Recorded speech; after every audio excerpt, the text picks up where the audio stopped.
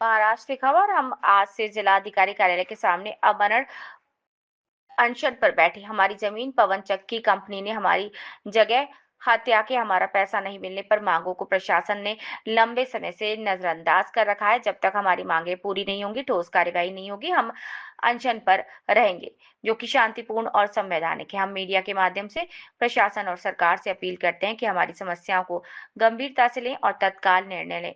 हमारे साथ हो रहे अन्याय के खिलाफ अंतिम लड़ाई है।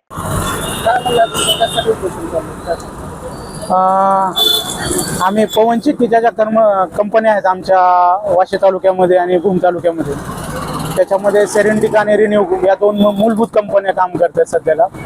त्यांचं काही काम कंप्लीट झालंय, काही काम होतंय. यांनी जे जमीन अधिग्रहण केलंय शेतकऱ्यांचं, ते अत्यंत चुकीच्या पद्धतीने जमीन अधिग्रहण केलंय. काही शेतकऱ्यांना प्रति मीटर 2,000 रुपये दिलेत, तर तिथंच काही काही शेतकऱ्यांना 30,000 ते 35,000 रुपयापर्यंत प्रति मीटर दर दिलाय. ह्या दरामध्ये जो फरक आहे त्याच्यासाठी आम्ही उपोषण करण्यासाठी बसलो. आणि आमची प्रमुख मागणीच ही आहे की प्रत्येक शेतकऱ्यांना प्रति मीटर 22,000 रुपये हा दर मिळाला पाहिजे आणि टावरसाठी 17 लाख रुपये प्रत्येक शेतकऱ्यांना मिळायला पाहिजे. या प्रमुख मागणीसाठी आम्ही उपोषण करायला थांबलो.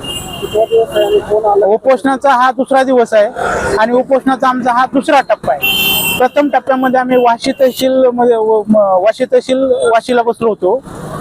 त्या तहसील कार्यालयावरती आम्हाला याच्यामधून तोडगा मिळेल असं वाटत होतं, परंतु एकही मागणी आमची तहसील कार्यालय वाशी येथे पूर्ण न झाल्यामुळे आम्ही दुसऱ्या टप्प्याला जिल्हाधिकारी कार्यालयासमोर उपोषणाला बसलो.